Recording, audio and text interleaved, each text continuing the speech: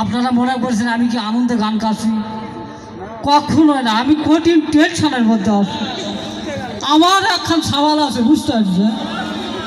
যাতা পড়াশোনা করে না, আজকে রেজাল্ট বেরাবে, মানে রেজাল্ট না কি কয় এটা আর কি, অশিক্ষিত মানুষ।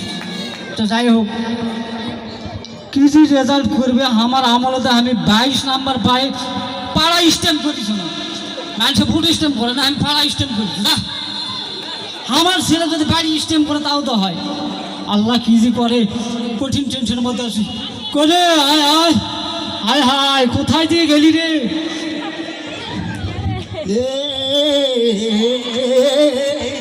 থাম, নাচ গান পরে করিস, আগে রেজাল্টের ফলটা। আব্বা রেজাল্ট এমন হয়েছে আপনার আর 1 বছরে কোনো খরচই দেওয়া লাগবে না, সেই কাম বুঝে হয়ে গেছে, ভালো সেই হয়েছে। আব্বা কি রেজাল্টটা কি একটু কদিনই রেজাল্ট সে আব্বা আপনার 1 বছরে কোনো খরচই দেওয়া লাগবে না, 1 বছর আপনার আমার প্রতি কোনো দেখাশোনা কিচ্ছু করা লাগবে না, 1 বছর আপনার পুরোটাই একবার মনে করেন যে ফ্রি। আনন্দ তো কঠিন মুখ না, সব আছে, নিশ্চয়ই ভালো কোনো রেজাল্ট করেছে। তা রেজাল্টটা কি সেটা রেজাল্ট এমন হয়েছে, রেজাল্টের কথা শুনলে আপনি মনে করেন যে খুশিতে নাচতে শুরু করে দেবেন, গ্রাম গোটায় মনে করেন মিষ্টি বিতরণ শুরু হয়ে যাবে। পালটা ভালো, আশপাশে বক্স নাই, নাচার আগে নাচানাচি শুরু করতে হলি। তো যাই হোক, রেজাল্টটা আব্বা, রেজাল্ট তো আব্বা ফেল আসছে। ফেল আসছে, ভালো করছে।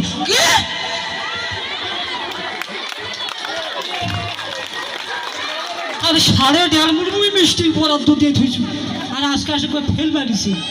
তো ফেল মারিছে তো তুই বল মুখটা কি করে উচ্চারণ করলি?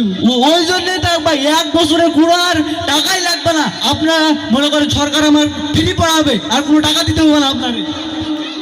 তাহলে দর্শকেরা আপনারাই কন, কি জুতাতে মারা উচিত? তোর কপালটা ভালো, দামি জুতা নাই, হাত দিয়ে কামটা সারা গেল।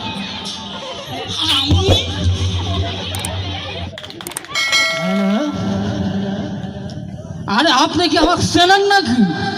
আমি অর্থ এলাকার যে পরিমাণে লিতা মানুষ, কথাটা বুঝছেন? আর আপনি পায়খানা উৎপাদন করার জন্য আবার ফোন দিছে, আপনার সাহসটা কি করে হয়? হ্যাঁ, মাথাটা তো হ্যাং হয়ে যায়। অর্থ এলাকার লোকজন আমার কাছে অটোগ্রাফ নেওয়ার জন্য সকাল সন্ধ্যা ছোটাছুটি করে,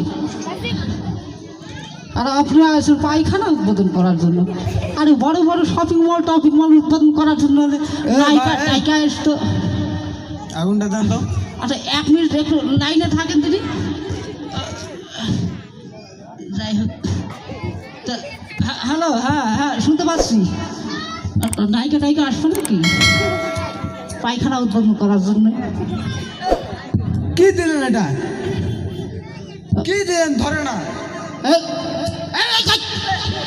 আরে পড়ছে কি আমার? আচ্ছা আব্বা, হায় হায় হায়, মন সম্মান মতো গেল রে। আমার সাওয়াল আমার কাছে আগুন সাইজ। আব্বা এলে আমি খাই না, আব্বা এলে রাস্তার ধারে পড়েছিল আব্বা, মানুষের এলাকার জনগণ খাইলে তাদের ক্ষতি হবে, এই জন্য আমি পুড়ে দিচ্ছি আব্বা, আমি এগুলা খাই না আব্বা।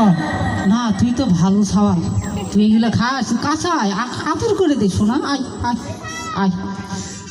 শব্দ শব্দ শব্দ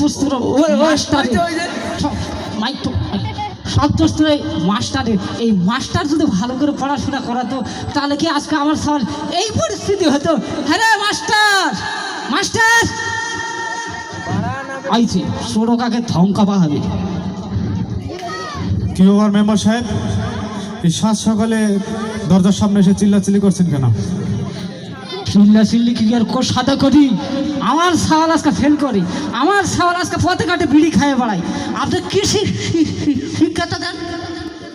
এই মেম্বার সাহেব, হ্যাঁ আপনার ছেলে স্কুলে কয় ঘন্টা থাকে আপনি বলেন তো? সারাদিনই থাকে তো। সারাদিন থাকে, সকালে স্কুলে পাঠায় দেন, হ্যাঁ আমাদের কাছে থাকে 5 থেকে 6 ঘন্টা। তারপরেও আপনার সন্তান স্কুলে আসে কিনা, ঠিক মতো ক্লাস করে কিনা, পড়াশোনা করে কিনা, আপনি কি কোনোদিন খোঁজ নিছেন? কি নেব, পড়াশোনা তো করবেই নাকি? মেম্বার সাহেব একটা কথা মনে রাখবেন, অর্থই কিন্তু সকল অনর্থের মূল। আপনি আপনার ছেলেকে যেরকম স্বাধীনতা দিয়েছেন, আপনার ছেলে আমি শুনছি সে দামি আইফোন না কি যেন বলে আইফোন কিনছে, গেম খেলছে, ফ্রি ফায়ার খেলছে, অনলাইন জুয়া খেলছে। আপনার ছেলে সিগারেট খাচ্ছে, বিড়ি খাচ্ছে, আরও কত কি খাচ্ছে, আমরা সব খবর পাই। আপনাদেরকে যখন স্কুলে ডাকা হয় আপনার সন্তানদের একটু খোঁজ খবর নিয়ে যান। আপনি কি স্কুলে আসেন বলেন? এই বছরের মধ্যে একবার আসছেন? আর সব দায়ভার আপনি শিক্ষককে দিয়ে দিচ্ছেন। শিক্ষকের উপর সব দায়ভার দিলে হয় না। শিক্ষক সবসময় পথ দেখায়, আর পিতামাতাকে সেই পথে হাঁটাতে হয়, পরিচালিত করতে হয়। একটা শিক্ষকের একটা ছাত্রের প্রতি যেটুকু দায়িত্ব রয়েছে তার চাইতে বেশি দায়িত্ব রয়েছে পিতামাতার। এই কথাটা আপনি সবসময় স্মরণ রাখবেন, তাহলে আপনার ছেলেকে মানুষ করতে পারবেন। এখনো সময় আছে, আপনি আপনার ছেলের পড়াশোনার প্রতি গুরুত্ব দেন, আপনার ছেলের খোঁজ খবর রাখেন নিয়মিত। আপনার কথায় আমি সত্যিই একমত হলাম যে প্রত্যেকটা পিতামাতার দায়িত্ব এবং কর্তব্য আপনার সন্তান কাদের সঙ্গে মেশে শিক্ষা প্রতিষ্ঠানে আসলে যায় কি না, আপনারা এই জিনিসগুলো অবশ্যই লক্ষ্য রাখবেন।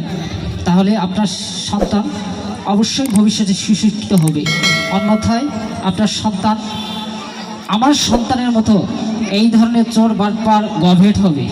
সো আপনারা সকলে আপনার সন্তানদের প্রতি অবশ্যই কেয়ারিং করবেন। ওরে হারামি এখনো দাঁড়িয়ে আছিস, যাচ্ছিস না কেন রে?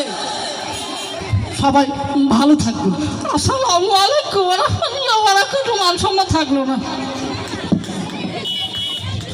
দর্শক, কেমন লাগলো আমাদের রবিউল ভাইয়ের পারফরমেন্স? যদি ভালো লাগে তাহলে আপনাদের হাততালিটা দেখতে চাই।